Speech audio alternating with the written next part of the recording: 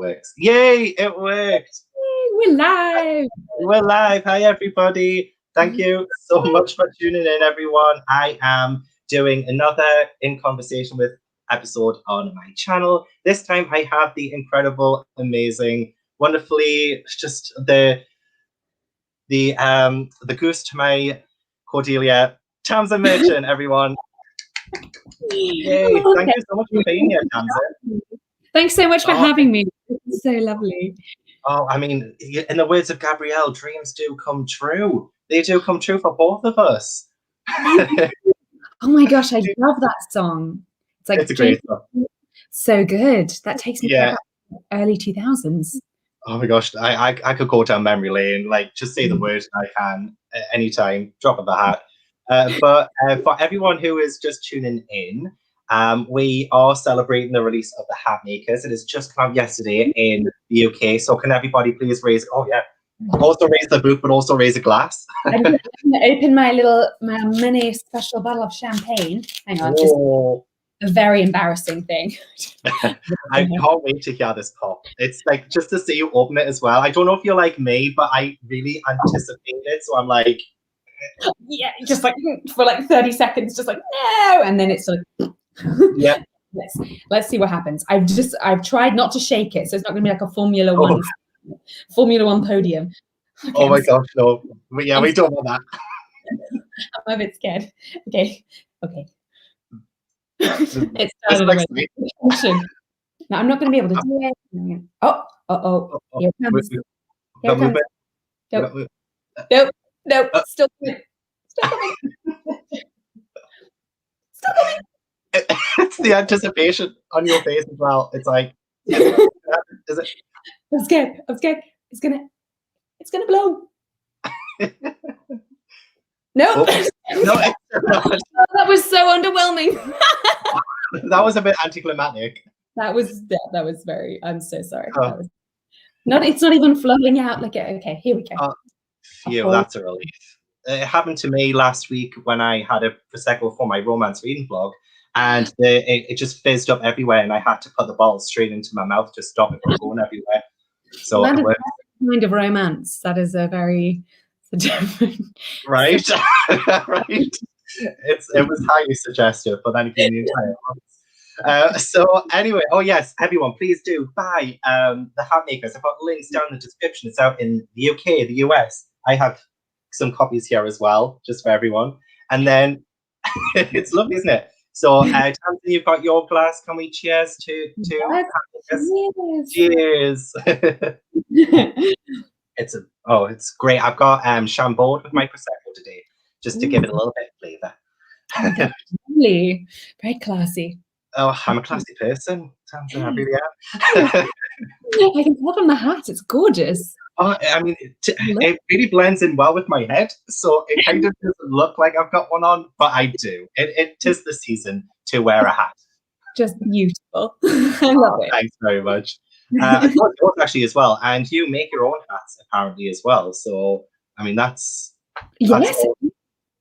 You make everything. You're literally one of the most creative people I've ever known. It's like that's you've been doing it for such a long time as well. You've got like quite a huge list of accolades. You've got a huge list of things that you've done. Honestly, it blows my mind. But anyway, everyone who is tuning in, this will be a spoiler-free chat, by the way. So anybody who hasn't read the Hatmakers yet, do not worry.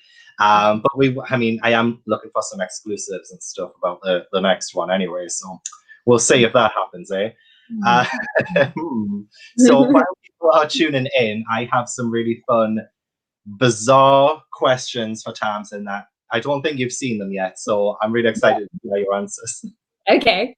Also, if I do accidentally look like I'm about to do a spoiler of the Hatmakers, just need to like slow-mo throw yourself on like the spoiler, like no. I will not stop you. I want to know everything. I want to know everything because I'm not very good at like doing interviews where I don't do spoilers, so I'm just gonna have to be really careful. That's fine. I mean, I'll try my best to stop you. But when it comes to the next one, yeah. Especially if I drink this whole glass, I'm like, there's something else that happens. It's very Oh my god, there was something I wanted to say to you before we went live as well that I absolutely love, but it's a spoiler, so I can't say it now. I'll have to tell you after, but okay. um, Ooh. anyway, yes. So for these questions, I mean, they're not that bizarre, they're not that bad. But my first question to you is, what do you prefer to do? Do you prefer to work on television or do you prefer to work on movies? Ooh, good question. They both have sort of different lovely things about them and also different downsides. Yeah. But I would say I kind of prefer to work on television, actually, because of the character. You get to take the character. You're doing a show, and you're telling the story of the character. And actually, as an actor, you don't know where you're going. You don't know where the character's necessarily going to end up. And wow, that is a bit of a wild ride sometimes. Keeps you guessing.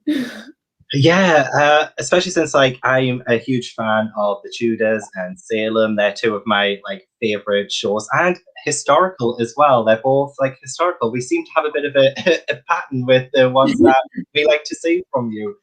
So I don't know if maybe like you have an affinity to the past. Like, is that something that you love? You seem to like embody such great characters from the past. Like, is that? I mean, and you're right in the past as well. The Hatmakers is like 18th century. So is that something that you've gravitated towards? Well, I've been told I have a period face, which I was a bit offended when I first heard that, but I think it just means I look old-fashioned.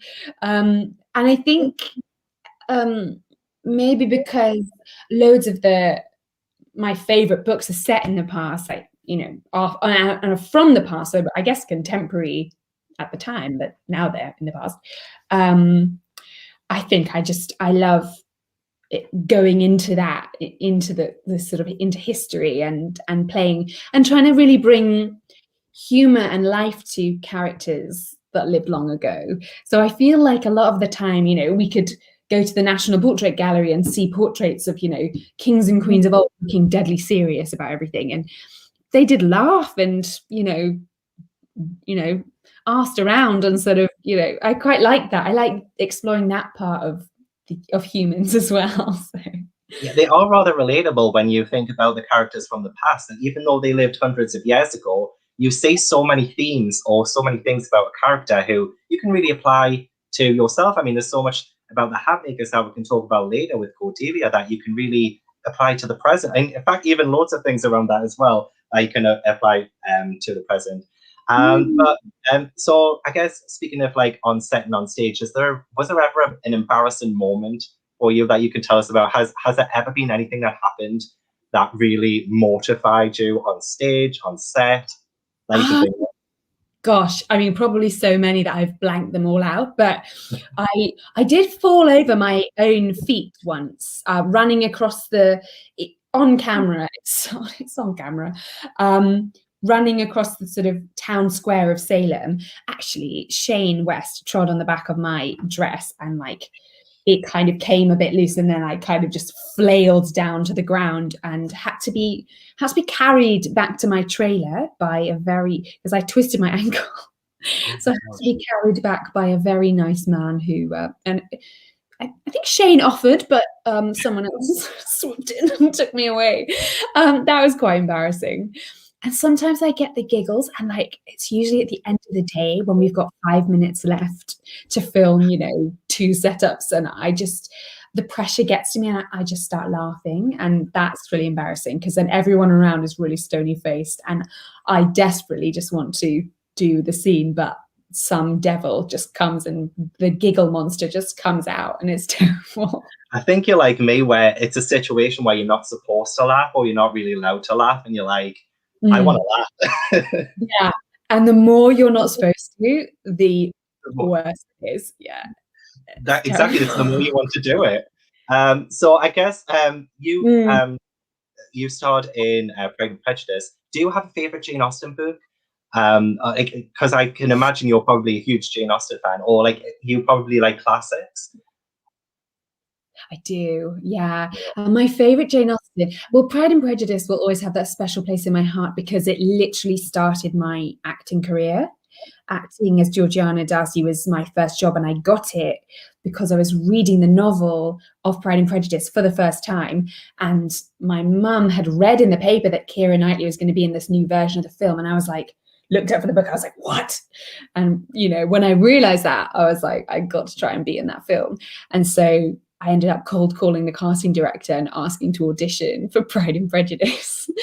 And so Pride and Prejudice will always have a really special place in my heart, but Sense and Sensibility is just the most beautiful book about sisters, and my sister is so precious to me. I love her so much, and we're a bit like Eleanor and Marianne in some ways, and I love Sense and Sensibility. It's a great book to read when you've had a breakup as well.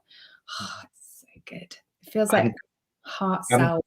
Not gonna lie, I've only ever read 2 Jane Austen books, and they were literally just the past few months. Really? And they were, Northanger Abbey and Emma. Those are the only 2 books I've read. I'm sorry.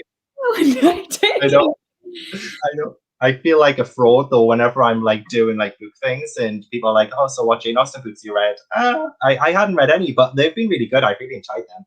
They're very funny. That's what I love about Jane Austen, is like, again, it's that thing of like, you look at a portrait of someone in the past and you think, oh, it's serious. It's got a serious cover of an old sketch of people, and you think, oh, that's got to be serious, but actually she's so funny and like observant as well.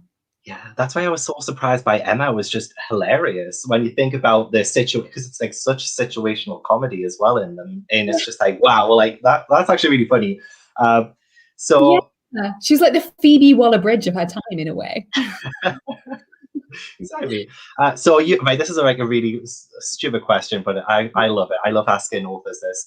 You've got a good imagination, Tamzin. Can you imagine yourself as a professional wrestler, right? What would your entrance song be if you were a professional wrestler? Wow. Isn't that such an out there question? I love it. Yeah, that's amazing. Okay. Ooh, I'm thinking like Hit 'em Up style or something like that. That would be good. So to get people like really pumped up. Yeah. Like that's, how does it go? There's a cover of it by the Carolina Chocolate Drops, but who did the original Hit 'em Up style? Do you know that song? I do, but I'm going to ask the chat. Does anybody know who the original was by? I'll put that to the chat. Also, if anyone in the chat has any questions, do let us know and I'll highlight it as well. But that would be your option. That would be your pick for professional wrestler. I don't know if it's real. Now I'm saying it. Maybe it would be like a little victory dance song, but maybe like... That's because you've already won before you got in the ring. That's why. Yeah. I love that. We like that line of thinking. We do. Can you name something that's on your bucket list? On my bucket list? Ooh, I would really love to go to India. Is that really like India? I would like to go on my gap year. I never went on my gap year to India, so I'd really like to go to India. Yeah, and New Zealand. Travel. Travel right now is just like everyone's bucket list, right? Yeah, it's everyone's dream. 100%. Gosh, but is it Blue Cantrell? Yes. Blue Cantrell? Yeah. Thank you, Cece. Yes. Yeah, thanks, Cece. That would be the one. My first great song, but also great location. India is a fantastic place that you should definitely visit. I 100% will go too. I mean, it can be a plane trip 2022. We'll see how the world is then. Yes, let's take a little rain check until 2022. Yeah, let's hold our hats and then wait until next year. So the last kind of random question before we get into like the proper questions is, what were you like when you were Cordelia's age? Ooh. Do you remember? I can't remember when I was Cordelia's age. I think I hope I was quite like Cordelia. I think I was very imaginative, and I was still kind of playing imagination games, kind of running around. I lived in Dubai actually when I was Cordelia's age. So I think I would still sometimes even make sofa forts and things like that, which are the absolute dream. In fact, I could make a sofa fort very happily today, I think, and just live under it for a while. 100%. Have you seen Princess Diaries 2? No, but Oh my that's gosh, on the bucket list. oh my god, yeah. When this is over, Disney Plus, if you got it, straight onto it. Like, there's sofa surfing that they do. They go down the stairs on not sofas, mattresses. So it's like, but like it's so fun. It's like kind of different to actually like a sofa forest, but that would be the soft activity, which sounds amazing. Yeah, and we were like back in Cordelia's age. We were at that age where we could do whatever we wanted. We could make forts. We could go out into the woods and pretend there was a door to another world and all of that kind of imaginative stuff. But you haven't lost that at all. Like you've kept. I feel like. Well, I mean, I'm saying that. I'm theorizing here because just based on you as a storyteller, which is pretty much what you've been like for a lot of your life as a storyteller. So I guess one of my proper questions is, have you always wanted to be a writer? Because being a storyteller has been something that's just, I feel like it's in your blood. Yeah, I mean, I think I've always, actually, ever since I really realized that books were written by people and not just like appeared, in my hands as a kind of a tome of containing another world. Like ever since I realized that books had writers, I wanted to write a book. And actually, I suppose in a way that was probably from, I don't know when I achieved book object permanence, but probably from around the age of like 5. And I think I was probably sort of acting at the time as well, like doing a lot of play acting and playing. But I think probably I wanted to be a writer longer than I wanted to be an actor. Yeah. Wow. Oh gosh. So it's actually been a lifelong dream. And then I guess it just worked out in like 2020. I mean, or actually before that, when you probably had the idea for the Hatmakers. But a great question actually is, what made you pick kind of middle grade as an author rather than, I guess, adult or young adult? Well, so I decided that I wanted to try and write a book, like actually try to sit down and do it, because I sort of had this dream of wanting to be an author, and then I was like, oh, it'll happen, like if I want it hard enough, it'll happen. And then at some point, like a long time after I realized that books actually had authors, like 25 years afterwards, I was like, I'm going to have to actually sort of sit down and write it and stop, dreaming and actually make it happen. So I had that realization first, which seems like quite an obvious thing, but for some reason it took a long time for the penny to actually drop that I had to write the book in order to write a book.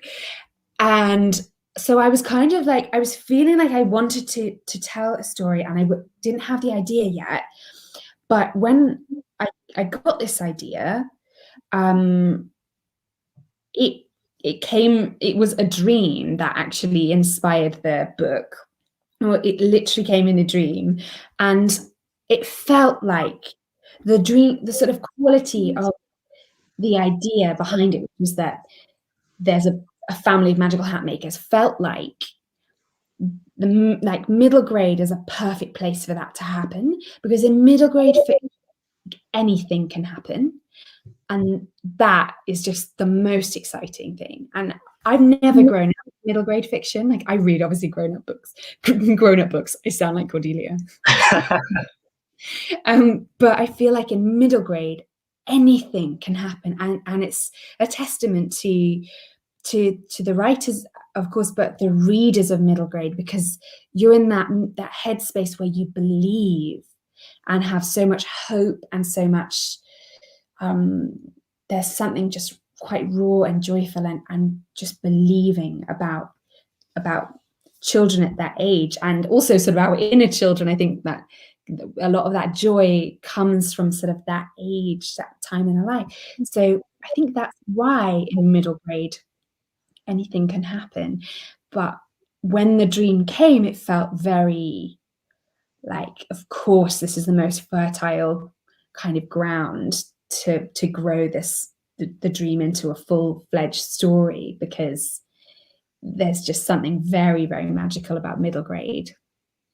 And it's a true testament as well to, I guess, middle grade writers and children's fiction writers like yourself who can make children or even adults who read middle grade believe in magic again. And I said this to Louise at Puffin when you sent in like the video and stuff. I was like, Tamzin really does make you feel like magic exists. Like she makes you feel like it's real.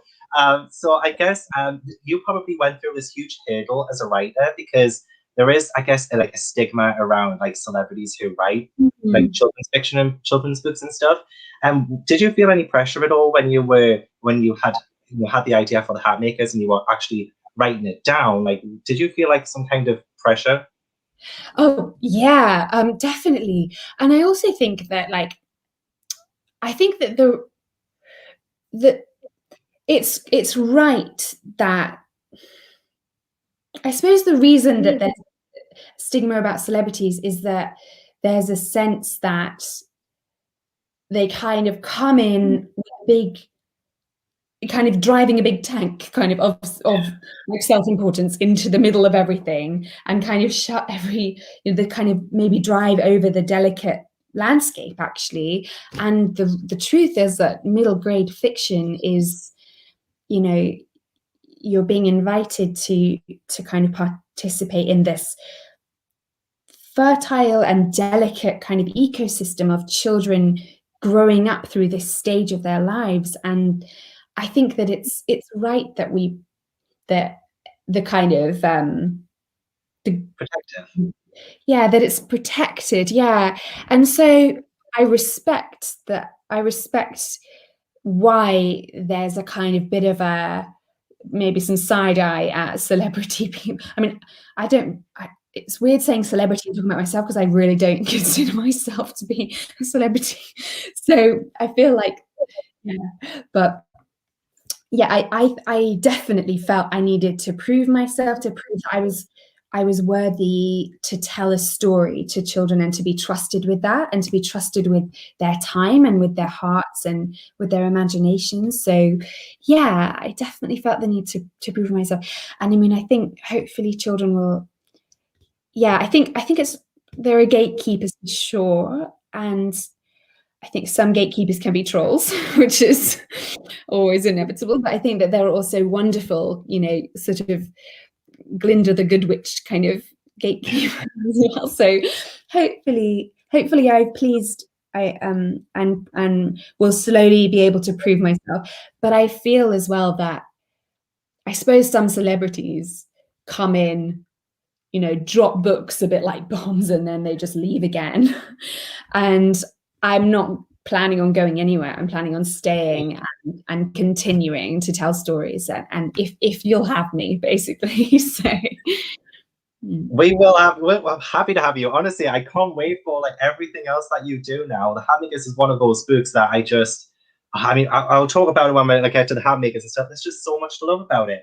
But before I get into like the actual book, then one of the last few questions about being an author or like writing is, what is your process like when you actually write? Like, how do you do it? Do you go outside? Do you like go in the garden, or do you like have to lock yourself in a room and like have no interaction with anyone? Like, how do you write? Oh yes, well, I sort of formed this process over the course of writing draft 1 of the Hatmakers. So where I'm at now is that I need quite a blank desk and a comfy chair, and I sit cross-legged. I don't know why. I'm always happiest when I'm like cross-legged at the desk. And I do a timer on my phone, turn the internet off, which is very key. Do a timer on my phone for an hour and set it and put my phone on the other side of the room. And then I just do an hour's worth of writing. And I do that 3 times a day. And I try to do it in the morning.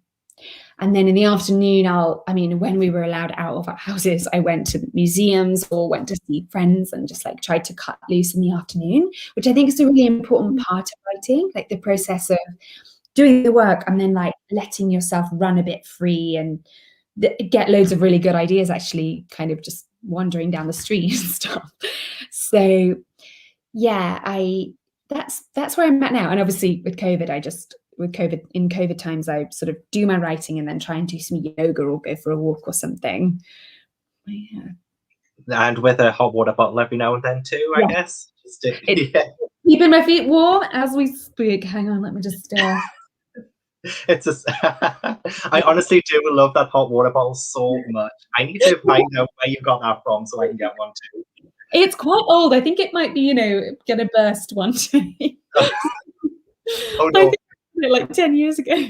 Probably dangerous. Yeah, it's all good. It's still it's done its magic so far. So that's the key. Magic. Desi is the person who's made me read Jane Austen.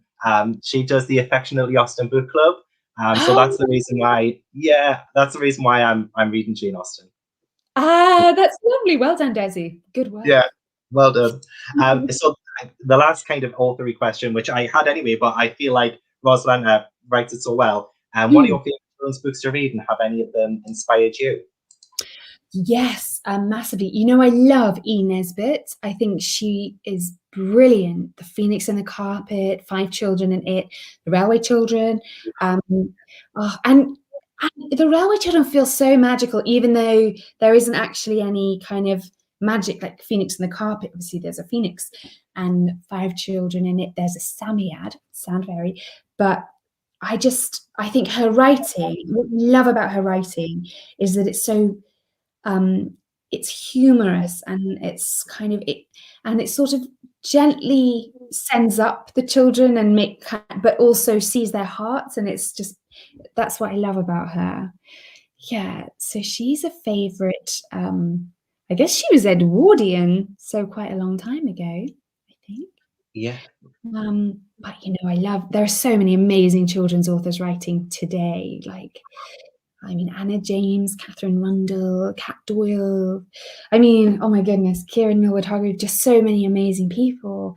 So I love all of their books. They're so fantastic. Oh, same. Honestly, the caliber of children's fiction today, it's like we are in the golden age of children's fiction now. There is just so many fantastic ones that come out. We just need more people to read them. And yeah, like the Hatmakers, for instance, people need to read the Hatmakers, which is why we're here. You mean that honestly, Under the Dust Jacket as well is seriously one of the most. Yeah. Oh, let's disrobe the book. Oh my goodness.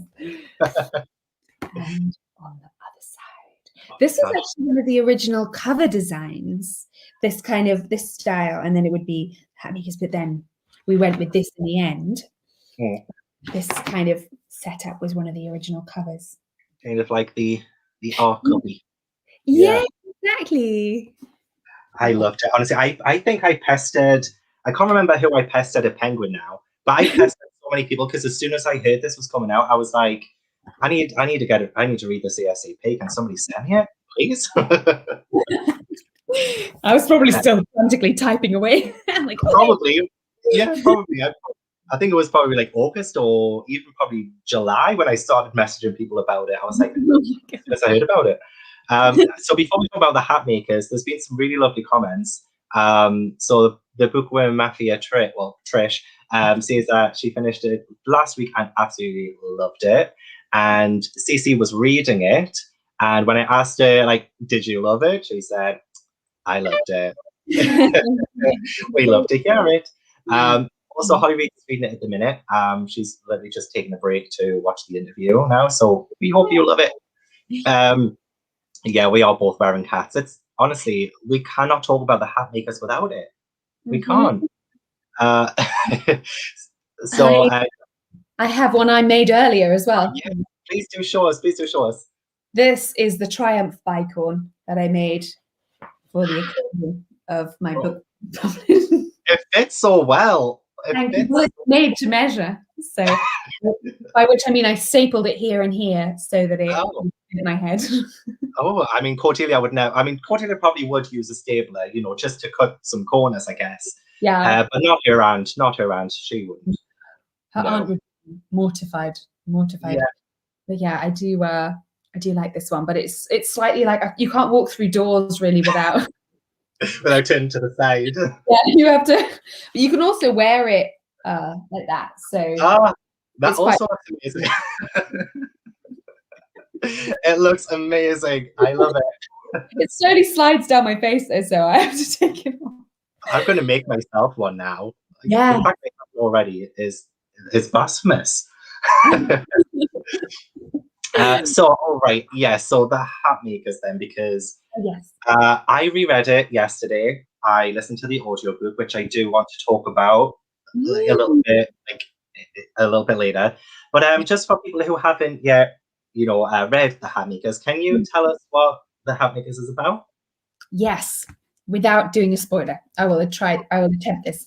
So, the Hatmakers is about a family of magical hat makers who live in the 18th century in London, and the youngest hat maker is a young 11-year-old called Cordelia Hatmaker, and the book starts with a great big storm, and there's a ship, the Jolly Bonnet, which is a hatmaker's family ship that Cordelia's father, Captain Prospero Hatmaker, he's the captain of the ship, and the ship goes down in a great storm, and her father is lost at sea.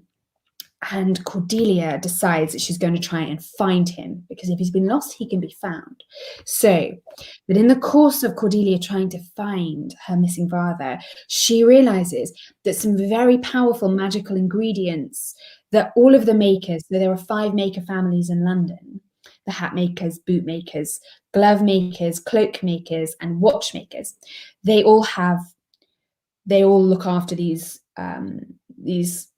cabinets full of very menacing ingredients, and these powerful magical ingredients are going missing. They're being stolen by someone. Cordelia and her friend Goose decide that they need to find out who it is that's stealing these dangerous magical ingredients and what they're going to use them for. And Cordelia and Goose may need to stop a war. You make me want to reread it again. You literally do. The fact that there's like quite a lot going on and it's the first of a series though. That's one thing that I feel like there is going to be another one. One thing I think when I started reading this, I didn't know there would be another one. So I was like, oh my God, so much is happening. And like, it's so exciting. And I was like, oh, I hope everything gets resolved by the end. So that's one thing. But yeah, I just absolutely loved it. So the inspiration for it, I kind of know quite vaguely, like where you got, like how the idea came to you. And I think you mentioned it briefly before as well about working on Carnival Row. So like, what was it that like set off that idea? What was the spark behind it that set that off?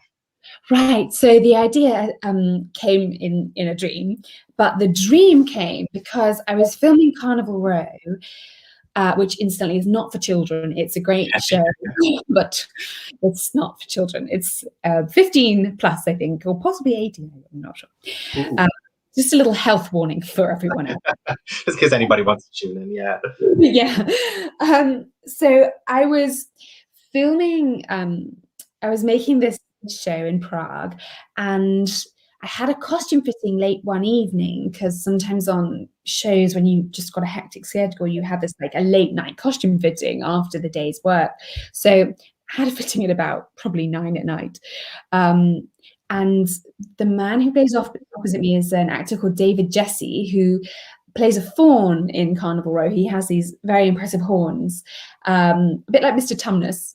Oh. Sort of like a sexy Mr. Tumnus. And he has the costume designer, who's an amazing costume designer. She was Emmy nominated actually for the show. She was talking about a special hat maker that was going to be making a hat to go over David's horns. And so that night at 9 o'clock, I was hearing all about this special hat maker making a special hat. And then that night, I dreamed this dream about a family of hat makers called the Hatmakers who make magical hats. And they're rivals with this family of bootmakers. And in the dream, there was a shipwreck. And the book sort of came to me. It came like as a book at the end. It kind of presented itself as a book. And then I woke up and it was 4:30 in the morning. And I woke my boyfriend up and I told him that I'd had a dream, as you do. And he told me to write it down. And I was so wide awake. I was like wired by this dream because it was so exciting. And I wrote the dream down and then I just carried on. I thought I'd been looking, I knew that I had to see if I could write a book. I had to give it a go. And I was looking for the idea. And then it kind of, I thought, that's it. The Hatmakers, that's it. And then I wrote 7 drafts over 2 years and it was really hard. So, 7. mm, Wow. That's mhm. but 7 is my favorite number, so I guess we struck gold with that last one. Yes, yeah. I mean, yeah, I think it needed it. It definitely needed it. The first draft was very bizarre, but Do you oh, still have it? yes. Ooh. Never be seen. Goose in the first draft, Goose is Cordelia's cousin. Ah. Yeah, so it's very, very different. Very strange. Was there anything else that was really different about it? Yes, there was a whole other character. There were 12 hat makers, Oh which was wow, that's a lot. a lot of hat makers. And there was one that was going on a ship around looking for Prospero, who was lost. And he was found on an island. Yeah, talking to the birds. It was very trippy. That's true. And what was your favorite thing about writing the Hatmakers then? I mean, as you said, you went through 7 drafts, but surely you saw something in this that like kept you going throughout the entire. So you obviously saw the magic and the potential that it had. And what was your favorite thing about the entire kind of writing process about it? Was it writing the characters? Was it maybe working on the plot or the magic? What was it about it? That's such a good question. I think at different times, different things were the most exciting and compelling. But I think working out the magical kind of the historical parts of the magic and kind of weaving back, especially the feud between the Hatmakers and the Bootmakers. I really enjoyed kind of pinning them on historical kind of happenings. So the feud between the Hatmakers and the Bootmakers goes back to the time of King James I of England, who the Hatmakers put a buckle on his hat and the Bootmakers were highly offended because they said buckles belonged on boots. And even just writing that detail, like finding those kind of details just made me cackle to myself with glee, and that was very fun. You did fill actually the book with quite a lot of beautiful details. Even though I'd only just read it in November, like it's only been what, like 4 months since I read it, and then I reread it yesterday, and there was still things I was discovering about it as if I was reading it for the first time. Oh, And it's just like, yeah, I mean, just to like inflate your ego a bit, but yeah, it was like very beautifully designed, like the world, like even the world building, like all of that. But like with the historical setting as well, because it is set in the 18th century. There's like kind of like an alternate London almost. And did you do a lot of research to kind of get your foot in the door for the historical setting? And I guess not to make it like 100% accurate because it's like an alternate magical kind of London, but just to, I guess, balance like real history with this fictional world. yeah. I mean, I think I wanted to make sure that it felt rooted in as much that we know as possible of our own history. So it feels like it sort of grew out just slightly sideways from our own history, kind of that we know. So yeah, I definitely tried to check the facts and figures as much as I could of, kind of from our history. And yeah, I had this amazing map actually that I found. It's by John Rock, which is spelled ROQUES, I think, and I found it online. But it's from the Southwark Archives or something, and it's a map of London from 1766. And so I would be like going, okay, so Cordelia's there, and her house is there on that road, and Goose's is on that road, and they go to the theatre there, and they go this way. So I'd be like tracing their steps through London. And actually, the map here at the front that Paola Escobar has done, I kind of screen grabbed a piece of John Rock's map from 1766 and plotted out where everything was on the map, so to try and kind of make sure it felt really real. So, Oh my god, I love books with maps as well. They add so much to the book and the story. It really does help you envision it and picture it. So I guess with Cordelia then, character wise, she is a bit of a headstrong and very determined young lady, and she is such a blast to read. Like, she can give as good as she gets. And I know before you said you weren't really like Cordelia when you were younger, but was there any like part of you that you kind of put into Cordelia, or was Cordelia a totally conjured up, made up character for you? That's really interesting, because like I think as an actor, the lines between character and me sometimes get a bit blurred, especially over a longer period of like doing a show like Sailor or like Carnival Row, where I'm not, an evil witch. Oh. Or am I? But I think with Cordelia, like in a weird way, I think her feistiness kind of inspired me at times. So I like to think that I put that sort of her feistiness and determination come from me, but I think in some ways she actually gave that to me a bit more, which is really strange. But yeah, she's a great I I know a girl. lot of authors do say like they don't usually typically um, kind of put themselves in the character. Sometimes it's just subconscious, or they Mm, do end up taking something from them, so that they do end up going from their own characters. Because I guess in your imagination, Cordelia's kind of probably always been there, and she's just been waiting for you yeah, to kind of let her out in the story. It must be, oh, Cordelia must be so relieved. She's got her own book now. She's the star now. she is. She's on the front cover. Woohoo! Yeah, and like that beautiful house as well. Honestly, the cover, honestly. So with the Hatmakers as a family, was it important for you to have a really strong family bond? Because yeah, Cordelia, she really wants to find her father. She loves him so much, but she's like the. I mean, I'm not spoiling anything or anything, but she's like the most determined to find him, whereas other people are adults. They're kind of more realistic, like oh, he's perished, he's lost at sea. There's no chance that he's going to be alive. But Cordelia never gives up. Mm, So I guess having that family bond, I guess, sort of grounds Cordelia a bit. mm, And you also mentioned your sister earlier as well. So I guess you're quite a family-oriented yeah. person. So like representation of family in your book, was that an important thing for you? Yeah, it really was actually. And I think, yeah, Cordelia as well, particularly her desire to find her father.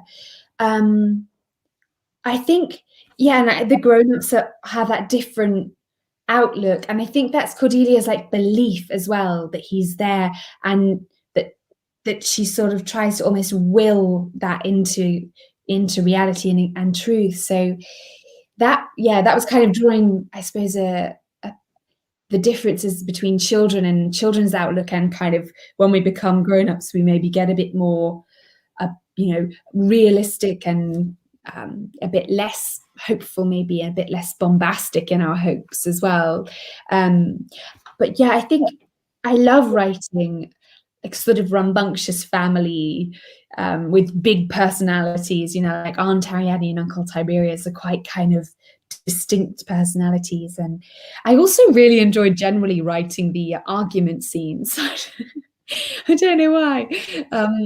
But I also really enjoyed writing scenes where Tiberius is rude to Nigella Bootmaker. That was very fun. So I think I enjoyed, writing the family, but also writing grown-ups trying to be devastatingly rude to each other. I think that was quite fun. Oh my gosh, there was. I think it was when they're in the guild hall. There was like, and they've all been summoned together. There was a moment where I just went, because it was such a good comeback. I can't remember it off the top of my head, but it was a comeback, and it was between Uncle Tiberius and the bootmaker, and I'm just like, oh, I can't remember what it was. I'm gonna have to go through it and send you a message, be like, this part made me gasp. I need, I need to find that. Like real. Also, Is it the thing about saying her face resembles one of her finest pieces of footwear? yeah, I think it was. Yeah, yeah. It just made me laugh because I listened to the audiobook when it was like I was reading along physically last night. And I just remember it just like gasping, and it was just hilarious. I loved it. I mean, the humor in this, I love the daily slap as well. Like that's just like a small detail, but the daily slap, it just the name of it, I don't know why, but it just made me laugh. Well, I had a lot of fun coming up with newspaper names, and the Daily Slap just seemed like, honestly, the amount of news that I think we consume that is probably quite bad for our souls. It does feel like someone has just taken a broadsheet newspaper and slapped me in the face with it. So I thought the Daily Slap felt like quite an appropriate name for a newspaper. So apt. I enjoyed that. Anna James is here as well. Hi, Anna. Hi, Anna. So I guess one of the best part of this book for me personally is the details around hat making, but also there's like a glossary at the back with all of the ingredients and what these ingredients do, the properties of them, and what it makes people do when you wear this hat. And that's just one of the main things about this book that I just love because it was just so original, it was so unique and like highly imaginative. And I was just like, oh, this is like so good and so magical. Anyway, sorry. The actual question is, how did you go about, did you do like research on what things did? Like, I mean, I guess like Starlight, it's kind of more like magical and you can kind of attribute anything to it. But I guess when you are doing all of the other sort of ingredients and what it would do for people, what was your process doing all of that? Oh, I think in some ways I was a bit haphazard with my process of magic. I didn't sort of have a cut and dried way of thinking of a magical thing, but I really enjoyed in some ways like looking up in thesauruses words. So if I looked up like I wonder if I can think of a good example. It's quite kind of labyrinthine, so it's kind of hard to actually give a good example without probably like rambling immensely. But like cordial blossoms, for example, cordial blossoms are the description in the glossary is Flora benigna habilis, which is a Latin name that my sister helped me make up. So it feels like more legit, like a plant kind of what's like a system of naming plants. So a cordial blossom, ranging in colour from palest cream to buttercup yellow, these blossoms have a delightful scent and a sparkling pollen that, in ancient Celtic tradition, is said to be a blessing if it falls upon one's head. The blossoms are used to imbue the wearer with a sense of glad-hearted kindness for fellow human beings. So that's one example of the glossary. And I think to come up with cordial blossoms, I was thinking about like a flower that felt like nice and friendly. And then I liked that it sounded like cordelia, and then cordial is like obviously something they need for the peace hat. So I think I sort of sometimes would come up with the name first, and that would often be through reading a thesaurus and kind of reading back and back and back to etymology of names and sort of further back almost in the archaeology of what certain words mean. And then some I would need an action, and then I would sort of match the name to the action. So some kind of came out of the artifact or the magical thing, and then some came out of the action that I needed, and I kind of worked my way towards the name and the definition, if that makes sense. It does. It just sounds like such a long process, but it's like really worth it when you've got this world now that anything can pretty much happen. You've got like so much like detail in the ingredients and what can happen and all of that. So I love it. It's like so good. I mean, I need to look up a thesaurus and pick other words other than love. Really, I feel like I'm repeating myself at this point. Sorry about that. But in the beyond the glossary, there's a space for children to write their own magical ingredients if they discover their own magical ingredients. So it says new ingredients discovered by the proprietor of this book. So, and then there are several pages, blank pages for kids or anyone, right? Yes. To write down ingredients that they might find on their travels through the world. So Yeah, I'd like people to start filling this in with their own magical ingredients. Yeah, you know what, I will, but I feel like I'll buy another copy of it so that I can write in that one, because I feel like I'd be defacing it if I was writing it. Even though that's what those pages are for, it's like I can't write in books. I don't know why, but I get this weird thing about it. Oh yeah, my mum was a librarian, and she's very anti writing in books. But those pages are meant to be written in. It's just me being weird. It's respect. It's respect. Exactly. I'm being respectful to this beautiful, beautiful book that needs to be put in a museum or something. Well, speaking of beautiful, it is like gorgeously written. It is fantastically written. The illustrations as well by Paula Escobar are like out of this world as well. Did you have any kind of say in the illustration process? Did you put forward any ideas for what you wanted illustrated, what you wanted the cover to be like? What was that process like? Well, I remember when I met the team at Puffin, who were all absolute dreamboats and wonders.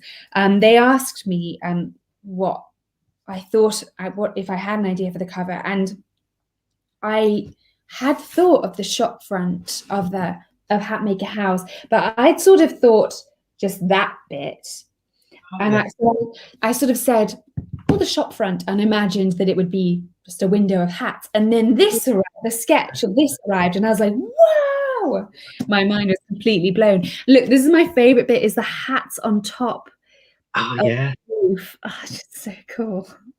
Gosh, I kind of want Paula to do all of the cane makers, the watchmakers, the bootmakers, all of those. I want to see what those houses would look like. Yeah, she's done these like very small little in the map, and the watchmaker has a clock in the top. Oh yeah. Yeah.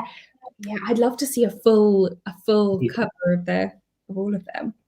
Yeah, just like incredible. But it's great though. You must have been so relieved when you saw it, because another thing I love about it is that inside it's not heavily illustrated, but there are like scenes that are illustrated, and there's like the list of illustrations at the front, and it just felt like an authentic, almost like a classic. You know, when you pick up a classic book and it has that at the front, and that's what it felt like. So you must have been so relieved and proud of that when you got that.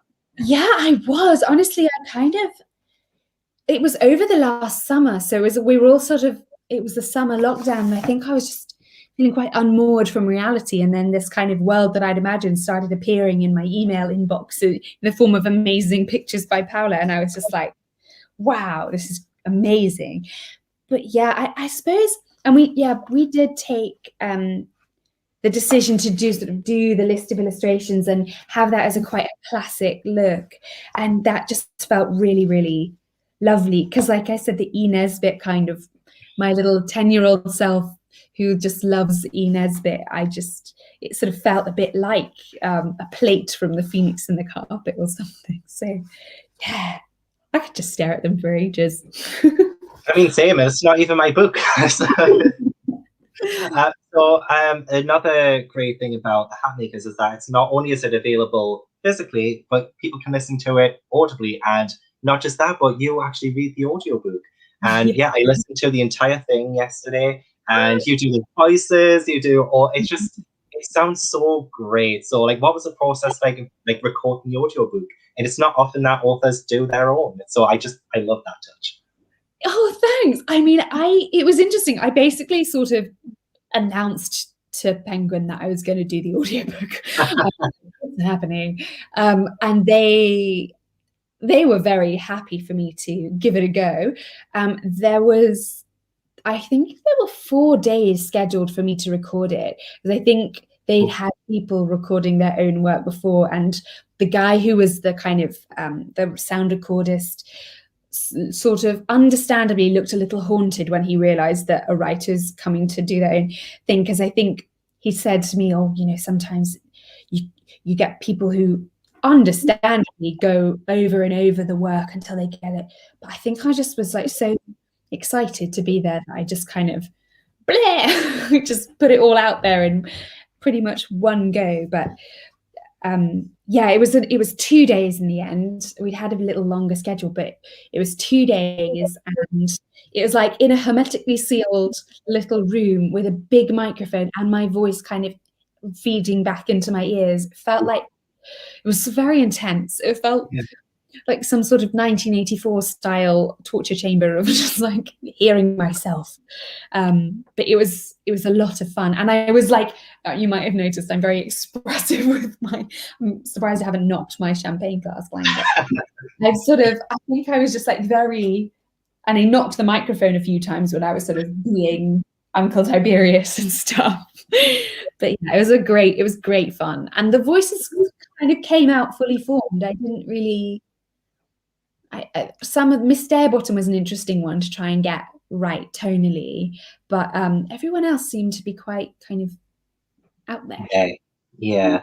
There is a line where you just sound so excited at the end of it, and it made me so happy. It's like one of my favorite lines, and I will tell you what it is afterwards, but I can't say it like out loud because it's not really a spoiler, but it's like a moment, you know what I mean? So like, and you just sounded so happy at the end of it, and I was like, yes. So it was amazing. It was amazing. I loved it. So I guess probably because we're approaching an hour and I didn't want to take up too much of your time, but the last few questions I guess you'll have to be really vague with anyway. So like, because at the end of the book it is announced that there is the Mapmakers, and that's going to be the next book in the series. Firstly, are you currently writing it? And secondly, is there anything at all you can possibly say about it? Like anything at all? I want Sam Littlefinger to shout it from the Daily Slap what this headline is. Like, Tamzin Merchant, oh, I can't say it in his accent. Tamzin Merchant releases information about the Mapmakers, like something like that. That's what I want. I want a headline. You want shouted across the streets of London. Oh gosh, I don't know what I can say. It's Cordelia. It's so hard. I'm so sorry. No, it's a great question, but it's a hard one to answer. I think often good questions are quite hard to answer. I think, well, what can I say? Cordelia she follows something, and she finds out who the Mapmakers are. And I may get in trouble with Penguin, but I initially, when I first came up with the idea of the title of the Mapmakers, it was the Most Secret Society of Mapmakers. Ooh, I was going to have a full title like that. But it's like, it would be like, the Mapmakers, and then like an invisible ink, it would be like the Secret Society of. Ooh, oh, that would be so cool. So hopefully that gives a little flavor without anything too spoilery going on. But we will go and see different places, different kind of exciting scenes in London. Ooh. And yeah, I don't know what I can say without giving it away. I totally understand. I mean, Sam Littlefinger does have the work cut out for them, but I mean, it's fine. It's fine. Very pithy shout headline, is it? I mean, I got something. I'm so happy with that. But also, like, have you started writing it? Is it like? Yes. Ooh. I've written 2 drafts, and yeah, writing draft 1 of book 2 is a bit like, Snakes and Ladders, the game. Yeah. You get like to the very top of the final thing and you're like, I'm gonna win. And then that final snake, the big one, goes, and then it goes, right to the bottom. Back to the bottom. Yeah. That dreaded snake. So like, I was like up here, I'd like finished the Hatmakers, done all the edits and all the Ed 2 stuff and all of that. And then I was like starting book 2, and then it was like right back down to kind of like the ground, like bottom of the mountain again. But it's quite humbling actually to write draft 1 of book 2, or to write book 2. Yeah. it's quite humbling because like it's been a big outpouring of energy and ideas in book one, and then it's like, okay, Yeah. we're down here again, bottom the mountain. The fact that they're not, so invested in it as well, I guess, is such a reassuring thing too, because they obviously believe in it, and they believe in you as a writer to do that as well. Wow, they're so lovely and brilliant. So it's really great to have such a great team. Yeah, I love Puffin so much. A couple of people have asked, is there any kind of release date or anything? Do you know anything about that? Or? At the back of the book, it says spring 2022. Ah. So that's sort of vague enough. That could be, I guess, from March till about, I want to say early June in 2022. But I think probably, yeah, in just over a year's time, I guess. I think. Yeah. I mean, it's going to be a long wait, and it's going to be hard wait, because I just want it like right now, but it's fine. I can wait. I can reread the book 500 times faster. Do you know if the US or the UK version is the same, like under the dust jacket? Are the editions the same? Do you know? I think that there are some slight differences. I'm not sure about the red, under the, I'm not sure about this bit. I think that they might be. I'm getting the US one sent, but I haven't got it yet. But I think there are some differences I noticed in there are these little beautiful feather things, but all of Paola's illustrations are the same. But these sort of little feather things are like little flowers in the US edition. Oh yeah. There. Yeah. But that might be the only material to use. So not completely sure. Yeah, I mean, because I'm a sucker for getting loads of different editions internationally. I'll get the paperback when that comes out. I'm terrible for collecting things. But I can tell you the Russian one will be different because it will be in Russian. So that will be the keen-eyed amongst us might notice the slight difference. I'm going to try and learn Russian so that I can get the Russian version as well. I definitely won't be doing the Russian book. Is it getting released in other places as well? Do you know? Has there been any announcements? Oh, I don't know if there have been announcements. I don't know if I was meant to say Russian. The Russians are going to get me for that. But, it is going to be in several different languages so far. It's been sold in a number of different places in Europe and beyond. Coming out in South Africa, which I'm very excited. My aunts in South Africa are very excited about it, so that's exciting. I love South Africa. That's one of the few places I've actually been to. Have you? Yeah, it's such a beautiful country. I love it so much. Yeah.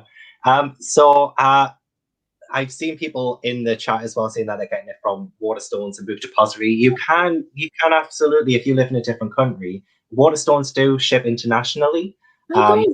Yeah, so if you can't wait until it comes out in your country, I would totally recommend Waterstones, of course. It's where I work, so I would 100% recommend it. And obviously, you'll get the beautiful hardback edition of it. So all good, all good. So yeah, that is pretty much the interview, I guess.